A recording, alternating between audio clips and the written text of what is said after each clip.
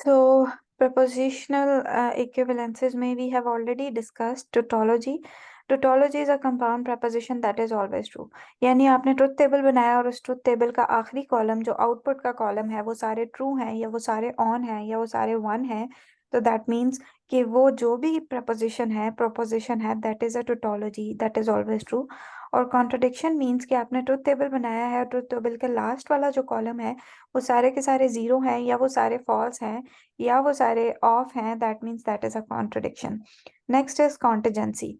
Contingency एक ऐसी statement होती है जो ना टोटोलॉजी होती है ना कॉन्ट्रडिक्शन होती है। वो कुछ वन होते हैं कुछ जीरो होते हैं, यानी दरमियान की चीज। तो इस तरह का कोई भी आउटपुट जो ना टोटोलॉजी होगा ना कॉन्ट्रडिक्शन होगा, तो दैट इज कॉन्टिजेंसी। और मोस्ट ऑफ द टाइम्स जो हायर प्रोबेबिलिटी होती है हमारे पास आउटपुट की, वो कॉन्टिजेंसी ही होती है। Right, so next is propositional equivalences. Propositional equivalences में एग्जांपल टोटोलॉजी की आप देखें। अब यहाँ पर P गिवन है, नेगेशन ऑफ P में P की वैल्यू है 0 और 1, ठीक है। तो नेगेशन P करोगे तो जो 0 है वो ऑटोमेटिकली 1 हो जाएगा, और इसी तरह से जो P1 है वो ऑटोमेटिकली 0 हो जाएगा नेगेशन की वजह से। नेक्स्ट इज नेगेशन P और P। अब आपने क्या करना है, एक और आपको कंपाउंड प्रपोजिशन दिया है जिसमें आपने नेगेशन P को P के साथ, यानी इस P को इस P के साथ आपने और करना है। तो नेगेशन P और P करेंगे तो इन दोनों में से कोई एक भी ऑन होगा तो that is one, it is one. ये दोनों में से भी कोई भी एक ऑन होगा तो ये one. So the conclusion is output के सारे कॉलम्स जितने के जितने कॉलम्स हैं they are all one, that means ये टोटोलॉजी है। और यहाँ पर आउटपुट के दोनों कॉलम जीरो हैं, दैट मीन्स कि ये कॉन्ट्रडिक्शन है। और कॉन्टिजेंसी कोई भी ऐसी चीज जिसके आउटपुट में ना सारे जीरो हो ना वन हो, that will be contingency. Example आप इसको खुद प्रूव करके देख सकते हैं। P इम्प्लाइज Q और नेगेशन ऑफ P, तो ये ऑटोमेटिकली आपको कुछ देगा जो कि जीरोस वन के दरमियान का कोई आउटपुट होगा, और वो दैट विल बी कॉन्टिजेंसी। ये चीज़ें तो पुरानी थी, we have already discussed them before so many times. अभी हम आज हमारा जो मेन पर्पस है देखने का वो ये देखना है कि कैसे कोई भी दो कंपाउंड प्रोपोजिशंस इक्वल हो सकते हैं, यानी कोई भी दो कॉम्प्लिकेटेड प्रोपोजिशंस इक्वल कैसे होंगे। जैसे for example P employees Q जो है वो नेगेशन P और Q के इक्वल कैसे है, ठीक है। तो हमने ये डिस्कस किया था, इसको प्रूव करने के बहुत सारे तरीके होते हैं। आप सिंपलेस्ट तरीका ट्रुथ टेबल यूज करते हैं, और थोड़ा सा कॉम्प्लिकेटेड तरीका लॉजिकल इक्विवेलेंसेस के लॉज के थ्रू यूज करते हैं, ठीक है। तो यहाँ पर देख लें, P का टेबल आप बना रहे हो true true false false, Q है ट्रू फॉल्स, ठीक है। तो नेगेशन P ऑटोमेटिकली आपने P का जो भी है उसको ऑपोजिट कर दोगे, ट्रू की जगह फॉल्स और फॉल्स की जगह ट्रू आ जाएगा। उसके बाद P इम्प्लाइज Q के लिए हम क्या करते हैं, इफ P देन Q। इसका मतलब यह है कि अगर P ट्रू है तो Q को ट्रू होना ही है। कोई ऐसा केस जिसमें P ट्रू है और Q फॉल्स है तो सिर्फ वो वाला केस फॉल्स होगा, दैट मीन्स कि सिर्फ ये वाला केस फॉल्स होगा। इसको अगर आप सॉल्व करने की कोशिश करें, P इम्प्लाइज Q में अगर P ट्रू है और Q फिर भी फॉल्स है, तो इसमें सिर्फ ये वाला जो है ये फॉल्स होगा और बाकी सब के सब जो है वो ट्रू होंगे, ठीक है। ये भी ट्रू हो गया, ये भी ट्रू हो गया। अभी नेगेशन P और Q में नेगेशन P ऑलरेडी कैलकुलेटेड है, इसको आपने इसके साथ और करना है। इसका जब आप और करेंगे तो इन दोनों में से ये ट्रू है तो ये ट्रू हो जाएगा। दोनों को F और F को आप और करोगे तो ऑटोमेटिकली यहाँ पर F ही आएगा। यहाँ दोनों ट्रू हैं, इनको और करेंगे तो यहाँ T ही आएगा। F और T को आप और करेंगे तो यहाँ पर भी अगेन T आएगा। अभी आप देखें इनका आउटपुट कॉलम TF यानी दोनों का आउटपुट कॉलम आर बिल्कुल सिमिलर। तो दिस इज नोन एज, ये both of these are logically equivalent. ये दोनों लॉजिकली इक्विवेलेंट हैं, और इनका प्रूफ करने का एक तरीका ट्रुथ टेबल था जिससे हमने प्रूव कर लिया, ठीक है। अभी जो नेक्स्ट तरीका है इसको हम उस पे जाते हैं, वो है लॉजिकल इक्विवेलेंसेस का। And you have discussed it so many times कि लॉजिकल इक्विवेलेंसेस को आप कैसे प्रूव करते हैं। यही एग्जाम्पल इन्होंने सॉल्व की हुई है जो हम ऑलरेडी सॉल्व कर चुके हैं, सो इसलिए इन स्लाइड्स को हम आराम से स्किप कर सकते हैं। इस स्लाइड में ये कंक्लूजन पे आए हैं कि ये दोनों जो हैं ये true false true false true false true false exactly similar results हैं, इस वजह से ये लॉजिकली इक्विवेलेंट है। नेक्स्ट इज के प्रपोजिशनल इक्विवेलेंसेस को हम बाय यूजिंग लॉजिकली इक्विवेलेंट कैसे प्रूव करते हैं, ठीक है। Proof by truth tables P implies Q and negation P are logically equivalent. तो ये तो आपको पता चल गया है बहुत क्लियरली कि आपने इन दोनों को ट्रुथ टेबल के साथ कैसे प्रूव करना है, और यहाँ मेंशन भी है you have to prove it by truth table. अभी पी में थोड़ा सा इन्होंने कॉम्प्लिकेट ये कर दिया है कि पी में इन्होंने स्टेटमेंट दे दी है द वेदर इज गुड, और क्यू है विल गो स्विमिंग, राइट। तो पी है the weather is good, Q है विल गो स्विमिंग। और फिर if P implies Q automatically बन जाएगा if the weather is good will go swimming, और नेगेशन पी और क्यू बनेगा the weather is not good और we will go to the swimming. ठीक है, so both of these are exactly similar statements. अब ये वो लॉज हैं जिनको हमने फुल डिटेल में डिस्कस किया था, और इन्हीं लॉज को हम यूज करते हुए अगली लॉजिकल इक्विवेलेंसेस प्रूव करेंगे। अब आपने इनको माइंड में रखना है। डी मॉर्गन्स लॉ में आपको पता है नेगेशन अप्लाई करते हैं, ऑपरेटर चेंज हो जाता है। डबल नेगेशन में टू टाइम्स नेगेशन से ओरिजिनल रिजल्ट आता है। कम्यूटेटिव में सिर्फ हम पैरामीटर्स चेंज करते हैं। एब्जॉर्प्शन लॉज में हम तीन पैरामीटर्स को कंबाइन करके एक के इक्विवेलेंट कर देते हैं। और फिर उसके बाद यहाँ नीचे ये दोनों लॉज जो हैं ये दोनों एसोसिएटिव और डिस्ट्रीब्यूटिव लॉ है। एसोसिएटिव में left hand side right hand side दोनों पे तीन तीन आर्ग्यूमेंट्स होते हैं। डिस्ट्रीब्यूटिव में लेफ्ट पे तीन होते हैं, राइट पे चार, या लेफ्ट पे चार और राइट पे तीन, दे कैन वैरी। आइडेम्पोटेंट में हम हमेशा सेम वैल्यूज को और ऐड करते हैं और हमें सेम वैल्यू मिलती है, नाम से भी पता चल रहा है। डोमिनेशन में जो ट्रू और फॉल्स है वो एक्चुअली में हमेशा डोमिनेट कर जाते हैं। पी को जब भी आप टी के साथ और करोगे तो टी ही डोमिनेट करेगा। आइडेंटिटी लॉज में जो एक्चुअल में आइडेंटिटी है वो चीज़ डोमिनेट करती है, यानी पी और पी जो एक्चुअल में आपकी आइडेंटिटी है वो आपके पास आती है। और नेगेशन लॉज में आप उसी वैल्यू को अपने साथ नेगेट करते हो और ट्रू फॉल्स के रिजल्ट में आपके पास चीज़ें आती है। सो दिस ये आपको अपने माइंड में रखना है। इसके अलावा जो लॉज होते हैं वो लॉजिकल इक्विवेलेंसेस के बाय कंडीशनल के लॉज होते हैं, और ये लॉज हैं। ये तकरीबन कुछ 23 लॉज हैं जो आपको हर सूरत आने चाहिए, जिनमें से फर्स्ट जो 10 लॉज हैं ये तो आपको याद करने की ज़रूरत नहीं है, लेकिन इनको आपने माइंड में रखना है, और ये हम हर जगह पे यूज़ कर रहे होंगे, और आप आराम से इसमें से कोई ना कोई क्वेश्चन एक्सपेक्ट कर सकते हैं पेपर में, और बहुत इंपॉर्टेंट चीज़ है।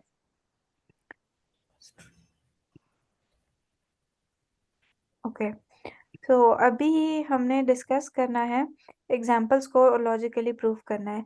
Now we have to prove somehow कि P implies Q और negation Q implies negation P, ये दोनों लॉजिकली इक्विवेलेंट है। ठीक है, तो इन दोनों को प्रूव करने के लिए सिंपलेस्ट पॉसिबल तरीका आप क्या करोगे, आपने स्टार्ट करना है इनमें से किसी भी एक साइड से। आपकी मर्जी आप लेफ्ट हैंड साइड से स्टार्ट करो, और आपकी मर्जी आप राइट हैंड साइड से स्टार्ट करो। आप स्टार्ट कर रहे हो इस साइड से, ठीक है, राइट हैंड साइड से स्टार्ट करो, that is negation Q implies negation of P. तो फर्स्ट स्टेप में आप अगर देखो नेगेशन इम्प्ला Q implies negation P, it means हम नेगेशन लॉ यहाँ लगा सकते हैं। ठीक है, सबसे पहली चीज हम यहाँ नेगेशन लॉ सॉरी यहाँ हम इम्प्लीकेशन लॉ लगा सकते हैं। ए इम्प्लाइज बी जो है ये इक्वल होता है, यहाँ स्क्रीन पे लिखती हूँ, ए इम्प्लाइज बी इक्वल होता है हमेशा नेगेशन ऑफ ए और बी के। ठीक है, नेगेशन ए और बी, ये जो लॉ है ये वो लॉ है जो कि हम यहाँ यूज़ कर सकते हैं। अब आपको पता कैसे चला कि ये कैसे लॉ है और ये हम कैसे यहाँ यूज़ कर सकते हैं? आप इस लॉ को देखें, P इम्प्लाइज Q का सबसे बेसिक लॉ क्या है कि नेगेशन P और Q जो है ये इसके इक्वल होता है। A implies P negation P और Q के इक्वल होता है। ठीक है, अभी हम अभी हम चलते हैं आगे नेक्स्ट स्टेप में।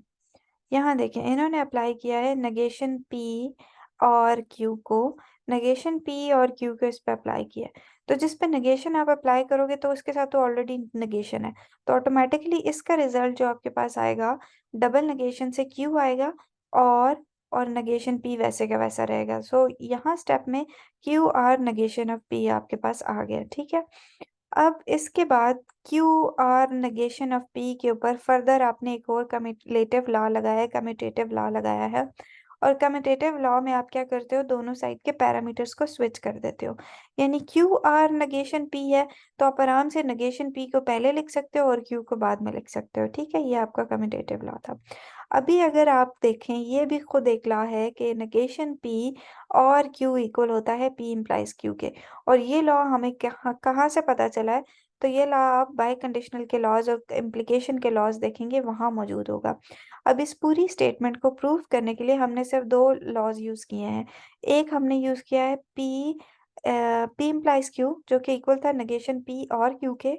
और नेगेशन पी और क्यू से जब आपके पास स्टेटमेंट आ गई तो आपने फिर दोबारा उससे ये वाला लॉ उसके ऊपर अप्लाई कर लिया, दैट इज पी और क्यू को आप आराम से लिख सकते हो नेगेशन पी और क्यू के इक्वल। ठीक है, तो यहाँ पूरे इन लॉज में से सिर्फ इन दो लॉज को आपने यूज किया और आपने इसको लेफ्ट हैंड साइड के को राइट हैंड साइड के इक्वल प्रूफ कर लिया। ठीक है, अभी नेक्स्ट स्टेटमेंट जो गिवन है that is negation of P double implies Q and P double implies negation of Q को लॉजिकली इक्विवेलेंट आपने प्रूफ करना है। ठीक है, इसको लॉजिकली इक्विवेलेंट प्रूफ करने के लिए दोनों साइड पे डबल कंडीशनल लॉ है। तो आप बहुत सारे लॉज अपनी मर्जी से चूज कर सकते हैं। मैं इसमें जो लॉ चूज कर रही हूँ वो सिंपली इम्प्लीकेशन का लॉ है। जब भी आप डबल इम्प्लीकेशन को खोलते हैं तो आपको पता है वो हमेशा इक्वल होता है P implies Q and Q implies P के। ठीक है, बाहर वाला नेगेशन वैसे का वैसा रहेगा और अंदर आपने नेगेशन लॉ अप्लाई कर दिया है, और वो क्या है P implies Q and Q implies P. ठीक है, उसके बाद आप इस पे जब नेगेशन अप्लाई करोगे, नेगेशन ऑफ पी इम्प्लीकेशन का साइन चेंज नहीं होगा और नेगेशन ऑफ क्यू बन जाएगा। ये वाला जो एंड है ये फिलहाल आप इसको चेंज कर सकते हो और ये और बन जाएगा और क्यू इम्प्लाइज। अच्छा, अभी देखें इसको इन्होंने स्लाइटली डिफरेंट तरीके से हैंडल किया हुआ है, इसको थोड़ा सा आपने गौर से देखना है। इन्होंने लेफ्ट हैंड साइड को भी सॉल्व किया है और राइट हैंड साइड को भी सॉल्व किया है, और दोनों को सॉल्व करने के बाद किसी तरीके से ये उनका रिजल्ट इक्विवेलेंट ले आएंगे। ठीक है, एग्जैक्ट जो सॉल्व हुई हुई एग्जांपल है वो कहाँ पर है, वो ये है, राइट, दिस इज इट। अभी यहाँ पर क्या किया इन्होंने, लेफ्ट हैंड साइड और राइट हैंड साइड दोनों को सॉल्व करने की कोशिश की है। लेफ्ट हैंड साइड को जब सॉल्व किया है तो P डबल इम्प्लाइज Q है, इसके ऊपर नेगेशन अप्लाई करने बाद में किया, पहले उन्होंने डबल इम्प्लीकेशन अप्लाई किया है। उसमें सिंपली क्या हुआ है P implies Q and Q implies P। ठीक है, यानी if P then Q and Q if Q then P, ये ऑटोमेटिकली डबल इम्प्लीकेशन का एक बहुत कंसिडर्ड सलाह है, इसमें कोई इतनी कॉम्प्लिकेटेड चीज़ नहीं है। उसके बाद क्या है कि नेगेशन अप्लाई करने से ऑटोमेटिकली आपने क्या किया, negation of P implies negation of Q पे नेगेशन आप जब लगाएंगे तो आपने क्या किया है कि नेगेशन इस ब्रैकेट के साथ सेपरेट आ गई है, यहाँ से ये एंड का साइन चेंज हो जाएगा, नेगेशन लगने से और बन जाएगा और इस ब्रैकेट के साथ नेगेशन सेपरेटली आ जाएगा। सॉरी, उसके बाद क्या हुआ कि आपने इसके ऊपर नेगेशन अप्लाई किया, और अभी नहीं अप्लाई किया लेकिन आपने P इम्प्लाइज Q अप्लाई कर दिया। P इम्प्लाइज Q का मतलब आप लिख सकते हो negation of P or Q। P implies Q होता है नेगेशन ऑफ P और Q के, और वैसे ही रहा, बाहर वाला नेगेशन भी अभी तक आपने चेंज नहीं किया, और अंदर आपने अगेन Q इम्प्लाइज P की जगह नेगेशन ऑफ Q और P लिख दी है। ठीक है, अब इस स्टेप के बाद उन्होंने नेगेशन को अंदर डिवाइड मल्टीप्लाई किया। डबल नेगेशन है तो ऑटोमेटिकली ओरिजिनल नेगेशन दोनों से रिमूव हो जाएगा और P आपको लिखा हुआ नजर आएगा। फिर उसके बाद नेगेशन लगाने से अंदर और था तो वो एंड हो गया और negation of Q as it is लिखा हुआ आ रहा है। ठीक है, इस और पे ऑलरेडी हमने नेगेशन लगा लिया था, इसलिए इस स्टेप में हम इसको नेगेशन नहीं लगाएंगे। यहाँ डबल नेगेशन के साथ ओरिजिनल नेगेशन वापस आ जाएगा एंड, और जो साइन था उसके ऊपर नेगेशन अप्लाई होता है तो वो हमेशा एंड हो जाता है, और पी के साथ आपने नेगेशन लगाया तो वो नेगेशन ऑफ पी हुआ। ठीक है, अभी यहाँ पर जो स्टेप है इसके बाद फाइनल स्टेप ये है। ठीक है, जो दूसरी साइड से भी इन्होंने सॉल्व किया है, दूसरी साइड से भी एग्जैक्टली सिमिलर रूल्स देख लेते हैं कि कहीं पर अगर कोई रूल डिफरेंट यूज हुआ हो तो आई विल एक्सप्लेन यू। सबसे पहले तो यहाँ पर वही रूल यूज हुआ है P इम्प्लाइज Q वाला, जिसमें नेगेशन P और Q हम लिखते हैं। तो यहाँ पर भी जो रूल यूज है वह नेगेशन P और Q यूज हुआ है, नेगेशन Q और P हो गया है। डबल नेगेशन अप्लाई करने से नेगेशन P और नेगेशन ऑफ Q वैसे ही रहेगा, स्टेप में आके डबल नेगेशन अप्लाई किया है तो Q और P हो गया। ठीक है, अभी इसके अंदर एक और रूल अप्लाई हुआ है जिसके थ्रू आपने इसको एसोसिएटिव कन्वर्ट कर दिया है, यानी इसको स्प्लिट कर दिया। नेगेशन P इन्होंने रूल इस वक्त यूज किया है, 10 रूल यूज किया है। इसको देख लेते हैं, बाय 2 और बाय 10 रूल कौन सा है। 10 रूल बोल रहा है डिस्ट्रीब्यूटिव लॉ यूज किया है, राइट। और इससे पहले इन्होंने डिमॉर्गन्स लॉ, तो that is fine. Double negation law, that is fine. Okay, तो यहाँ इन्होंने एसोसिएटिव लॉ यूज किया है, और एसोसिएटिव लॉ को आपने देखना है कि ये कैसे अप्लाई हुआ है। एसोसिएटिव लॉ में इन्होंने इस पूरी टर्म को एक कंसिडर किया है, इसको दूसरा कंसिडर किया है, और इसको तीसरा। इस पूरी टर्म को एक कंसिडर किया, लेट मी रिपीट, ये दूसरा है, यानी ए एंड बी और सी हो रहा है, ठीक है। ये पूरी टर्म एक है, that is A and B और सी, ठीक है। डिस्ट्रीब्यूटिव में होता ही है कि अंदर और बाहर के साइंस चेंज होते हैं।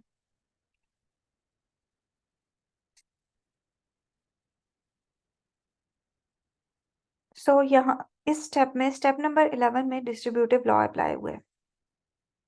अब ये डिस्ट्रीब्यूटिव लॉ अप्लाई कैसे हुआ है, let me explain that clearly. ये जो पार्ट है ना इसका, ये वाला पार्ट, ये कंप्लीट ये पार्ट, इसको ए कंसिडर किया उन्होंने, ठीक है। ये ए है, और ए को एंड किया है बी के साथ, और किया है सी के साथ, और हुआ है ये सी के साथ, ठीक है। ए एंड बी और सी, तो ऑटोमेटिकली इस ये इक्वल किसके होना था, ए एंड बी और ए एंड सी के, ठीक है। तो ये वाला जो रूल है इसको मैं कहीं क्लियरली लिख लूं, क्योंकि इज अ बिट कॉम्प्लिकेटेड। यहाँ लिखते हैं, डिस्ट्रीब्यूटिव का लॉ है ए एंड बी और सी, ठीक है। अब ये इक्वल किस चीज के होगा, जब आप इसको प्रूफ करेंगे इक्वालिटीज की, तो हमेशा ये आप ऐसे लिखेंगे ए एंड बी, ठीक है। दरमियान में आएगा और फिर आप लिखोगे ए एंड सी, ठीक है। एक ब्रैकेट में ये आ जाएगा, ये वाला पोर्शन, दूसरी ब्रैकेट में ये वाला पोर्शन आ जाएगा, ठीक है। अभी आपने सिंपली क्या किया है,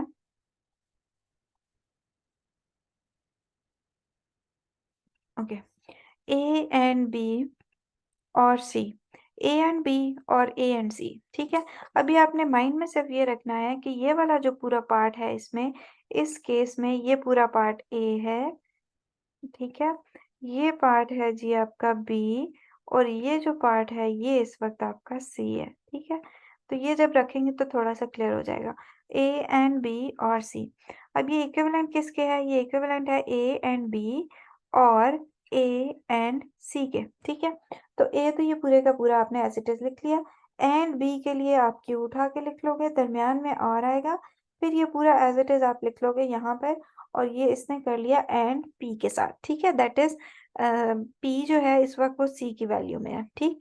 तो ये सी इसकी जगह ऑटोमेटिकली ए एंड बी और ए एंड सी की ये फुल फॉर्म है जो मैंने यहाँ पर लिख दी है। अभी इस वक्त इसके बाद इस स्टेप में अप्लाई हुआ है इसके ऊपर negation of P and negation of Q. अच्छा, अब कम्युलेटिव जो है वो उसमें सिंपली आप क्या कर लेते हो कि आपने अपने ओके फाइन, अगेन इसके ऊपर अप्लाई हुआ है ए और बी एंड सी, अगेन इस स्टेप में डिस्ट्रीब्यूटिव अप्लाई हुआ है, इसमें अगेन डिस्ट्रीब्यूटिव अप्लाई हुआ है, और यहाँ पर भी डिस्ट्रीब्यूटिव। ओके, डिस्ट्रीब्यूटिव की पहचान ये है कि जब आपने अप्लाई करना हो तो देखो, अंदर और होना चाहिए बाहर एंड, या अंदर एंड होना चाहिए बाहर और होना चाहिए, और 3 पैरामीटर से आप फिर 4 बना लोगे जहां जहां ऐसा। अभी यहाँ देखें, इस पूरे वाले पार्ट को देखें, ये ए बी और सी है, इस केस में ये ए है, ये बी है, और ये वाला जो है ये वाला सी है। तो ए एंड बी, ए और बी एंड सी था, तो ऑटोमेटिकली ए एंड सी और ए एंड बी हो जाएगा, ए और एंड सी और A and B. Same step में यहाँ भी डिस्ट्रीब्यूटिव अप्लाई हुआ है, इसको आप खुद करके देखें ताकि आपको समझ आए, ऐसे मेरे समझाने में मोस्ट प्रोबेबली शायद आपको समझ ना आए। तो यहाँ 2 दफा डिस्ट्रीब्यूटिव अप्लाई हुआ है। डिस्ट्रीब्यूटिव अप्लाई करते वक्त इसको आपने थोड़ा सा ध्यान में रखना है कि डिस्ट्रीब्यूटिव हर जगह पर अप्लाई नहीं हो सकता। डिस्ट्रीब्यूटिव के लिए आपको ये देखना पड़ता है कि अंदर इसका अलग होना चाहिए, और बाहर इसका ऑपरेटर अलग होना चाहिए। अगर अंदर बाहर दोनों ऑपरेटर सेम है तो फिर शायद ये अप्लाई नहीं हो सकता। ठीक है, इस स्टेप के बाद क्या हुआ कि नेगेशन P एंड Q, और इस स्टेप में इन्होंने ऑटोमेटिकली इसके ऊपर डिस्ट्रीब्यूटिव लॉ अप्लाई किया। ये जो फुल है एक्सपेंडेड फॉर्म, यहाँ इन्होंने डिस्ट्रीब्यूटिव लॉ अप्लाई किया है। और इसका फायदा क्या हुआ कि ऑटोमेटिकली आपको याद होगा नेगेशन Q एंड Q ये हमेशा फॉल्स होते हैं, ये भी हमने थोड़ी देर पहले देखा है। ठीक है, और नेगेशन P एंड P जो है ये भी हमेशा फॉल्स होता है। यानी जब आप अपने आप को अपने साथ ही एंड करते हो, अपने नेगेशन के साथ एंड करते हो तो वो फॉल्स देता है। अपने आप को अपने नेगेशन के साथ और करते हो तो वो आपको ट्रू देता है। ये बात याद रखें। यहाँ नेगेशन Q एंड Q जो है इससे भी फॉल्स आया, और नेगेशन P एंड P इससे भी फॉल्स आया। इन दोनों का फॉल्स और फॉल्स तो फॉल्स ही रहता है, ये दोनों ऑटोमेटिकली बीच में से खत्म हो गए। और इस स्टेप में अगर आप देखें तो ये वाला स्टेप और ये वाला स्टेप दोनों आपस में एक दूसरे के इक्विवेलेंट हैं। ठीक है, सो ये टोटोलॉजीज जो है इनको प्रूव करने के बहुत सारे तरीके होते हैं। सॉरी, टोटोलॉजी नहीं, लॉजिकल इक्विवेलेंसेस। आपकी मर्जी है आप कौन से लॉजिकल इक्विवेलेंसेस किन तरीकों से प्रूव करें। आप लेफ्ट हैंड साइड से लेके जा सकते हैं, आप राइट हैंड साइड से लेके जा सकते हैं, आप दोनों को प्रूव करके एक कॉमन रिजल्ट पे ला सकते हैं। दैट मीन्स के they are both logically equivalent, किसी भी तरीके से आप प्रूव कर सकते हो। लेकिन ये सब प्रूव करने के लिए आपको सबसे पहले इन टेबल्स का पता होना ज़रूरी है, और अगर ये टेबल्स आपको नहीं पता होंगे तो दैट मीन्स कि ये आप काम नहीं कर सकते।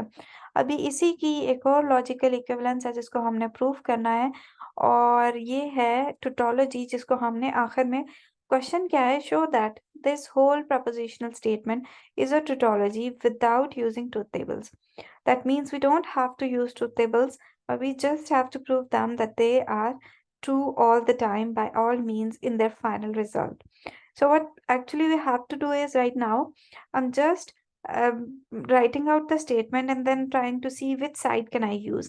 इस केस में we don't have that choice, because आपको एक ही प्रपोजिशनल स्टेटमेंट या एक ही कंपाउंड स्टेटमेंट गिवन है और उसी को लेके आपने सॉल्व करना है। ठीक है, आपकी मर्जी है कि आपने अब इसके ऊपर किस ऑपरेटर से स्टार्ट करना है। मेरे पास अगर मैं इसको सॉल्व करी होती तो मेरे लिए सबसे आसान जो रूल है जो मैं माइंड में रखती हूँ वो हमेशा रहता है नेगेशन P और Q, नेगेशन Q और R, और उसके बाद में इसके ऊपर मल्टीपल टाइम्स डिस्ट्रीब्यूटिव अप्लाई कर देती, और डिस्ट्रीब्यूटिव अप्लाई करने से टोटोलॉजी या ओरिजिनल रिजल्ट्स की वजह से ये माइनस होकर T पे पहुंच जाता। बहरहाल इन्होंने अपने तरीके से इसको सॉल्व किया, हम देखते हैं इन्होंने कैसे सॉल्व किया, इसको समझने की कोशिश करते हैं।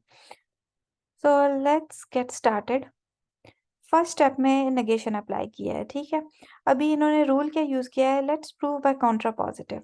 अब कॉन्ट्रा पॉजिटिव क्या होता है, ये वी हैव ऑलरेडी डिस्कस्ड कि P इम्प्लाइज Q जो है वो negation Q implies negation P के अप्लाई के इक्वल होता है। कॉन्ट्रा पॉजिटिव में जब हम इनवर्स और कन्वर्स पढ़ रहे थे उसी के साथ हमने कॉन्ट्रा पॉजिटिव पढ़ा था, और कॉन्ट्रा पॉजिटिव में हमने ये डिस्कस किया था कि P इम्प्लाइज Q हमेशा इक्वल होता है negation Q implies negation of P के। यहाँ पर ये अप्लाई करने जा रहे हैं इस वक्त ये वाला रूल इसके ऊपर, और देखते हैं कि कैसे अप्लाई कर रहे हैं। ठीक है, थोड़ा सा इसको आपको गौर से देखना पड़ेगा। P इम्प्लाइज Q के जगह आपने अप्लाई किया है negation of Q implies negation of P। ठीक है, तो ओवरऑल इस वक्त ओवरऑल इस वक्त आपके पास जो सिचुएशन है वो P इम्प्लाइज R जो आपने यूज किया है पहले आ जाएगा। ठीक, और P implies R implies P implies Q, यानी कि इस स्टेटमेंट और इस स्टेटमेंट के ऊपर कॉन्ट्रा पॉजिटिव अप्लाई हो रहा है, और वो अप्लाई होने के रिजल्ट में आप ऑटोमेटिकली क्या कर रहे हो, इसके कुछ कुछ ऑपरेटर्स भी चेंज हो रहे हैं। ठीक है, ये जो Q इम्प्लाइज R है इसको हम देखते हैं ये कैसे इन्होंने चेंज किया। फर्स्ट स्टेप इन्होंने स्टार्ट किया है नेगेशन ऑफ P और Q के साथ। Okay fine, Contra positive use किया है, और कॉन्ट्रा पॉजिटिव इन्होंने कैसे यूज किया है, नेगेशन ऑफ Q। ठीक है, तो नेगेशन ऑफ Q ऑटोमेटिकली इस केस में ये अगर P है, इसको भी हम एनोटेट करते हैं।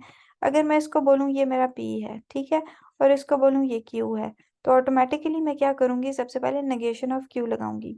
नेगेशन ऑफ Q लगाने के बाद नेक्स्ट स्टेप में मुझे क्या करना है, इम्प्लीकेशन नेगेशन ऑफ P लगाना है। ठीक है, तो इम्प्लीकेशन नेगेशन ऑफ P, तो नेगेशन ऑफ पी में आपने ये सारे का सारा पार्ट डाल दिया, that is P implies Q and Q implies R. P implies Q and Q implies R. Okay okay, just a moment, इसको हम एक और तरीके से सॉल्व करते हैं जैसे इन्होंने सॉल्व किया हुआ है। एक सेकेंड, यहाँ देखिए इन्होंने क्या किया है, इस साइड को एक P कंसिडर किया है, ठीक है, और एक साइड को इन्होंने Q कंसिडर किया है। इसको मैं बोलूँ ये है इनके लिए P, और इसको मैं बोलती हूँ ये है इनके लिए Q, ठीक है। P इम्प्लाइज Q पे इन्होंने कॉन्ट्रा पॉजिटिविटी अप्लाई की है, तो ऑटोमेटिकली नेगेशन ऑफ Q हो जाएगा, ठीक है। इम्प्लाइज वैसे का वैसा रहेगा और नेगेशन ऑफ P हो जाएगा। तो नेगेशन ऑफ P का मतलब है ये सारी की सारी वैल्यू पे आपने क्या अप्लाई कर देना है, नेगेशन अप्लाई कर देना है, और ये बाद में आएगा। पहले ये वाला आ जाएगा, negation of P implies R, तो negation of P implies R यहाँ आ गया, इम्प्लीकेशन का साइन है, और उसके बाद नेगेशन ऑफ, इस पूरे के ऊपर आपने नेगेशन अप्लाई किया, नो चेंज, यानी इन्होंने इस पूरे पार्ट को P कंसिडर किया है और इस पूरे पार्ट को Q। I repeat it again, हमेशा एक ही तरीके से चीज सॉल्व नहीं होती, आपकी मर्जी है, आप बहुत सारे तरीकों से सॉल्व कर सकते हैं, जैसे आपको सॉल्व करना समझ में आए, जैसे आपको इजी लगे, और मेन थिंग इज कि जैसे आपको रूल्स याद हो, कि बहुत दफा हमें सारे रूल्स याद नहीं होते, जो हम फ्रीक्वेंटली यूज करते हैं हम उन्हीं के थ्रू उनको सॉल्व करते हैं। तो आप जिस भी अप्रोच से जाएंगे वो अप्रोच एंड पे आपको टोटोलॉजी देगी। ओके फाइन, सो उसके बाद आपने क्या किया है, नेक्स्ट स्टेप में आपने नेगेशन अप्लाई करना शुरू कर दिया है, यानी ये जो P इम्प्लाइज R था, इसके ऊपर अभी इसको भी बहुत गौर से देखिएगा, ये जो पूरी स्टेटमेंट है आपकी, अब इसके ऊपर एक और लॉ अप्लाई हो रहा है, और मेरे ख्याल से इन्होंने यहाँ अप्लाई किया है नेगेशन P और Q वाला लॉ इन्होंने अप्लाई किया है, ठीक है। इसको मैं बोलती हूँ ये है P, और इसको मैं बोल रही हूँ ये है Q, ठीक। अभी ये बन रहा है P implies Q, P implies Q equal होता है नेगेशन ऑफ P और Q के, ठीक है। और आई थिंक सो कि इन्होंने नेक्स्ट स्टेप में देखते हैं कि यही लगाया या नहीं। नेगेशन ऑफ P का मतलब है इस पूरे के ऊपर एक और नेगेशन लगा दो, यानी ये बाहर एक नेगेशन है, एक और इधर नेगेशन आ जाएगा, तो negation negation P implies R, और ये वाला साइन ऑटोमेटिकली कन्वर्ट हो जाएगा और साइन में, क्योंकि देखिए मैंने इसको लगाया है, और यहाँ पर आ गया आपका और फिर उसके बाद इस स्टेप में आपने ऑलरेडी इनके साथ नेगेशन एग्जिस्टिंग था, वही नेगेशन आप लेकर यहाँ पे आ गए हो और कुछ चेंज नहीं किया, ठीक है। जब तक आप इनको खुद प्रैक्टिस नहीं करेंगे तो आपके लिए ये सॉल्व करने मुश्किल होंगे। आई रिपीट इट अगेन, इस स्टेप में इन्होंने जो लॉ यूज किया है वो कॉन्ट्रा पॉजिटिव का लॉ है, जो ये स्टेट करता है P इम्प्लाइज Q इक्वल होता है negation Q implies negation P के, और नीचे वाले स्टेप में इन्होंने यूज किया है इम्प्लीकेशन लॉ, जो कि P इम्प्लाइज Q इक्वल होता है नेगेशन P और Q के। अभी हम इसके नेगेशंस को ओपन करने वाले हैं और इनके नेगेशंस को सॉल्व करने लगे हैं। तो ये तो ऑटोमेटिकली आपको नेम से भी पता चल रहा है, नेगेशन डबल नेगेशन लॉ से दोनों कैंसिल हो जाएंगे और सीधा सीधा आपके पास P इम्प्लाइज R आ जाएगा, दरमियान में और रहेगा। Negation of P implies negation of Q को भी ओपन नहीं किया, नेगेशन सिर्फ उसकी ब्रैकेट के साथ रहा है। ये वाला जो साइन है, जो एंड है, ये ऑटोमेटिकली चेंज हो गया इस नेगेशन की वजह से, और ये और में कन्वर्ट हो गया, ठीक है। अब नेक्स्ट स्टेप में देखते हैं इन्होंने क्या किया है।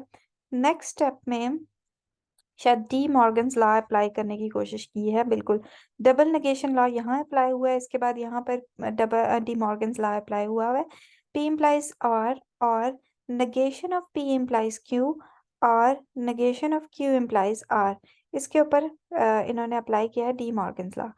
डी मॉर्गन्स लॉ में अप्लाई करने के बाद 3 टाइम्स इन्होंने 11 अप्लाई किया है। Let me just cross check के 11 क्या है, इसको मैं सारी ड्राइंग रिमूव कर रही हूँ, इसको क्रॉस करके देखते हैं 11 क्या है। 11 है P implies Q equals to negation P और Q, ठीक है। तो जहां जहां P इम्प्लाइज Q, ये वही वाला लॉ है जो मैं भी आपको बता रही थी, जो इन्होंने सेकंड स्टेप में भी सॉल्व किया है। दोबारा इन्होंने इसी के ऊपर सारी चीजें, यानी नेगेशन P और Q यूज किया है, यहाँ पर इन्होंने P इम्प्लाइज Q इक्वल है नेगेशन ऑफ P और Q के, तो इन्होंने इसके बाद इसको हर स्टेप में जहां जहां एम्प्लीकेशन थी वहां वहां इन्होंने नेगेशन पी और क्यू, यहाँ पर भी नेगेशन पी और क्यू कर दिया, यहाँ पर भी नेगेशन पी और क्यू कर दिया। ठीक है, यानी हर जगह पर से ये अंदर जो बाय कंडीशनल जो कंडीशनल का साइन था वो खत्म हो गया। उसको खत्म करने का फायदा ये होता है जो हमारे नेगेशंस है ना वो बहुत इजीली सॉल्व हो जाते हैं। अभी आप देखें, नेगेशन पी और आर वैसे ही रहा, इस स्टेप में डबल नेगेशन यूज हुआ और जो है वो चेंज होके एंड बन गया, और नेगेशन ऑफ क्यू, इस स्टेप में भी डबल नेगेशन लॉ अप्लाई हुआ है और चेंज होके एंड हो गया है, और के साथ ये बाहर वाला negation sign as it is आ गया है। अब इस स्टेप में क्या हुआ, डबल नेगेशन लॉ अप्लाई करने से ये दोनों नेगेशन नेगेशन कैंसिल हो गए और ये ऑटोमेटिकली पी बन गया। यहाँ से ये नेगेशन कैंसिल हो गया और ये ऑटोमेटिकली क्यू हो गया। इसके अलावा कोई चेंज नहीं हुआ। अभी यहाँ पर ये रीराइटिंग करेंगे। रीराइटिंग का मतलब ये है कि कुछ ऐसी ब्रैकेट्स ये खोलेंगे बंद करेंगे कि जिनको खोलने बंद करने से या सीक्वेंस चेंज करने से कुछ थोड़ी सी चीजें इनके हक में बेहतर हो जाएं। नॉर्मली हम एसोसिएटिव या डिस्ट्रीब्यूटिव जब यूज करना चाह रहे होते हैं ना तो हम रीराइटिंग करके उसके बाद रीग्रुपिंग करते हैं। ठीक है, तो अभी एक्चुअल में आप देखना चाहें कि ये थ्री कौन सा लॉ है जो इन्होंने यूज किया है, तो हम यहाँ जाके देख भी सकते हैं कि थ्री में इन्होंने मोस्ट प्रोबेबली कम्यूटेटिव यूज किया होगा। यस, थर्ड जो है ये कम्यूटेटिव है जिसमें हम पी क्यू के पैरामीटर सिर्फ चेंज करते हैं, यानी पी एंड क्यू को आप क्यू एंड पी भी आराम से लिख सकते हो, और पी और क्यू को आप क्यू और पी भी आराम से लिख सकते हो। तो इस स्टेप में इन्होंने यहाँ पर सिर्फ इनको रीराइट किया है, यानी पहला पैरामीटर बाद में और सेकंड पैरामीटर फर्स्ट में आप लिख सकते हो। ठीक है, यहाँ देखें, नेगेशन पी और आर को वैसे ही लिखा रहने दिया इन्होंने, P and negation of Q को भी वैसे ही लिखा रहने दिया। सिर्फ जो रीराइटिंग की है वो इन्होंने क्या किया, ब्रैकेट ओपन की है और Q and negation of R को लिखा रहने दिया। अब इसके बाद यहाँ पर आप देखें, ये बना हुआ है, बन रहा है आपके पास डिस्ट्रीब्यूटिव, और इसको इन्होंने सॉल्व किया है रीग्रुपिंग करके बाय थ्री के साथ। डिस्ट्रीब्यूटिव नहीं बन रहा, इस आर को उठा के ये यहाँ इस क्यू और आर के साथ ले आए क्योंकि यहाँ बेहतर काम कर रहे हैं। पी क्यू आर, इस पी और क्यू को ऑटोमेटिकली इसके साथ इन्होंने कंबाइन किया है, और इस आर को, चूंकि ये सेंस कोई नहीं बना रहा, नेगेशन पी और आर इसका हम कुछ कर नहीं सकते, जबकि ये हम रीराइटिंग या रीग्रुपिंग इसके साथ कर सकते हैं। लेकिन इसके दौरान आपको साइन का बहुत ध्यान रखना पड़ेगा। नेगेशन पी और P and negation of Q as it is रहेगा, लेकिन ये जो और वाला साइन है इसके साथ भी आप देखें साइन कौन सा है, और का है। तो जब ये किसी और जगह पे रीग्रुप होगा वहां पर भी इसके साथ साइन और का ही यूज होगा। तो आर और, अभी इसके साथ आप साइन देखें, इसके साथ भी साइन बाहर क्या है, और का। तो ये यहाँ पर जब इसके साथ रीग्रुप हुआ है तो, या इसके साथ रीग्रुप हुआ है तो हर जगह इसके साथ जो बाहर वाला साइन आना चाहिए वो और का होगा। ये वाला जो है इसके साथ रीग्रुप हुआ है, इसके बाहर साइन और है तो भी इसके साथ, यानी रीग्रुपिंग करते वक्त आपने साइंस का बहुत ध्यान रखना है, जो जो साइन उनके साथ लगा होगा वही जब आप रीग्रुपिंग कर रहे होंगे तो उस टाइम पे भी आपने यूज करना है। बहरहाल, अब इस स्टेप में रीग्रुपिंग हो गई है, रीराइटिंग आपने कर ली। उसके बाद आपने आर को उठा के इसके साथ, चूंकि कॉम्बिनेशन बन रहा था, और यहाँ पर आपने इन सबको कंबाइन कर लिया। अब यहाँ अब आप डिस्ट्रीब्यूटिव लॉ आराम से अप्लाई कर सकते हैं, P R P and Q. ठीक है, तो आप ऑटोमेटिकली पी और क्यू एंड आर, मतलब मैं ये कहना चाह रही हूँ कि बाहर और साइन है और अंदर एंड साइन है, और ये तीन डिफरेंट पैरामीटर्स हैं, तीन डिफरेंट वैल्यूज हैं, प्रोपोजिशनल वेरिएबल्स हैं। ये है एक